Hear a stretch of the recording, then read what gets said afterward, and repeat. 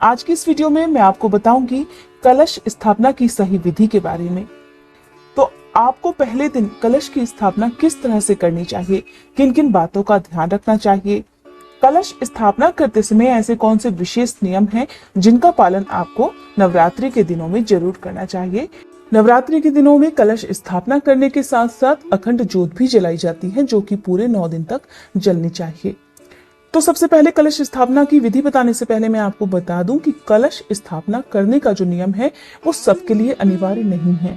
देखिए, आप अगर कलश स्थापना करना चाहते हैं तो जरूर करें, अगर आप अखंड ज्योत जलाना चाहते हैं तो जरूर करें, लेकिन ऐसी कोई बाउंडेशन नहीं है कि आपको ये दोनों काम नवरात्रि के दिनों में करने ही हैं। क्योंकि बहुत से लोग ऐसे होते हैं जिनकी सामर्थ्य नहीं होती है कि वो व्रत करने के अलावा कलश स्थापना कर सके या फिर अखंड ज्योत जला सके। तो आपको सिर्फ पूजा सच्चे मन से करनी चाहिए, बाकी आपकी श्रद्धा है और आपकी सामर्थ्य है। अब सबसे पहले मैं आपको बता देती हूँ कि कलश स्थापना करने के लिए जो आवश्यक सामग्री है वो क्या क्या है। जहां तक संभव हो नवरात्रि के दिनों में मिट्टी के कलश का और मिट्टी के ही बर्तन का प्रयोग करना चाहिए। जिस बर्तन में आपको कलश स्थापित करना है वो बर्तन भी अगर मिट्टी का हो तो बहुत अच्छी बात है। जौ बोने के लिए आपको मिट्टी का एक चौड़ा पात्र चाहिए, साफ मिट्टी चाहिए, मिट्टी का ही एक छोटा घड़ा जिसे कलश भी कहते हैं, कलश को ढकने के लिए मिट्टी का ही ढक्कन चाहिए, इसके साथ ही गंगा जल, सुपारी, 1 रुपए का सिक्का और आपको हल्दी की गांठ, अक्षत, कच्चे चावल, साथ में मौली जिसे कलावा या रक्षा सूत्र भी कहते हैं, और लाल चुनरी के साथ साथ एक पानी वाला नारियल भी आपको चाहिए। इन सब के साथ साथ आपको चाहिए फूल और दूर्वा घास। अब जान लेते हैं कलश स्थापना किस तरह से करनी चाहिए। तो नवरात्रि के दिनों में कलश स्थापना सभी देवी देवताओं का आह्वान करने से पहले ही की जाती है। सबसे पहले आपको मिट्टी के चौड़े बर्तन में मिट्टी डालनी है, उसमें आपको ज्वारे के बीज डालने हैं, ज्वारे यानी कि जौ। आपको ध्यान रखना है कि जितने बीज में आप कलश स्थापना करेंगे उतने बीज का जो स्थान है वो खाली छोड़ना है। इस तरह ज्वारे के बीज डालने के बाद एक बार फिर से आप उनके ऊपर मिट्टी डाल दीजिए, फिर थोड़ा सा जल या गंगा जल डालकर उस पर छिड़क दीजिए।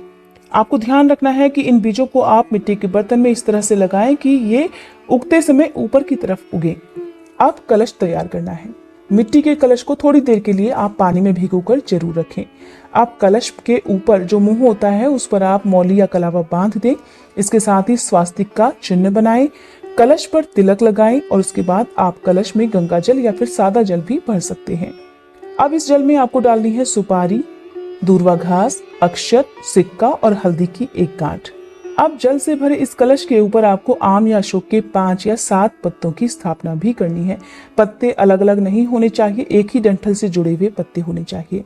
कलश में पत्ते लगाने के बाद आप उसे मिट्टी के ढक्कन से ढक दीजिए। अब आपको एक नारियल लेना है, नारियल पानी वाला ही होना चाहिए। नारियल लेते समय आप उसे हिलाकर चेक कर लें कि उसमें पानी है या नहीं है।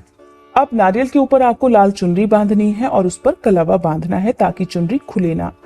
इस तरह से नारियल, मिट्टी का बर्तन और कलश को तैयार करने के बाद आप सबसे पहले उस जमीन पर जिस जगह आपको कलश की स्थापना करनी है अच्छे से साफ करके रखें। उस पर आप मिट्टी के जौ वाला बर्तन रखें, उसके ऊपर आप मिट्टी का कलश रखें और फिर कलश के ऊपर ढक्कन के ऊपर नारियल की भी स्थापना कर दें। अब आपकी कलश स्थापना पूर्ण हो चुकी है।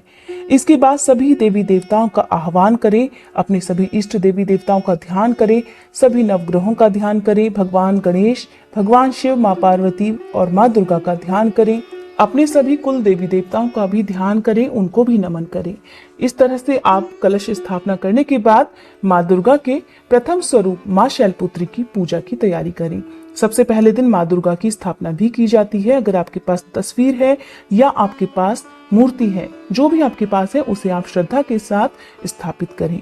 कलश की स्थापना माँ दुर्गा के बाईं तरफ करनी चाहिए। इसके साथ ही कलश स्थापना करने के बाद आपको कुछ विशेष नियमों का ध्यान रखना होता है, जैसे कि आपने अपने घर में जिस भी जगह कलश स्थापना की हुई है वो जगह हमेशा साफ सुथरी रहनी चाहिए। उस जगह पर किसी तरह का कलह क्लेश नहीं होना चाहिए। और कहते हैं कि नवरात्रि के दिनों में अपना घर बंद करके कहीं भी बाहर नहीं जाना चाहिए। अगर आपने कलश स्थापना की हुई होती है तो आपको इसका विशेष ध्यान रखना होता है। साथ ही कलश स्थापना करने के बाद आपके घर में किसी भी प्रकार का तामसिक भोजन ना तो बनना चाहिए और ना ही घर में आना चाहिए। परिवार के सभी सदस्यों को भी शुद्ध सात्विक भोजन इन दिनों ग्रहण करना चाहिए।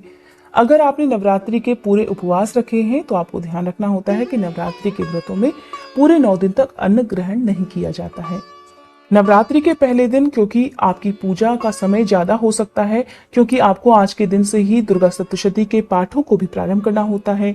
माँ शैलपुत्री की पूजा आज के दिन की जाती है, तो आपको आज की पूजा में किन किन बातों का ध्यान रखना है, माँ शैलपुत्री के विशेष पूजन मंत्र क्या क्या हैं, कौन सा भोग माँ को बहुत प्रिय होता है, माँ का प्रिय रंग कौन सा है।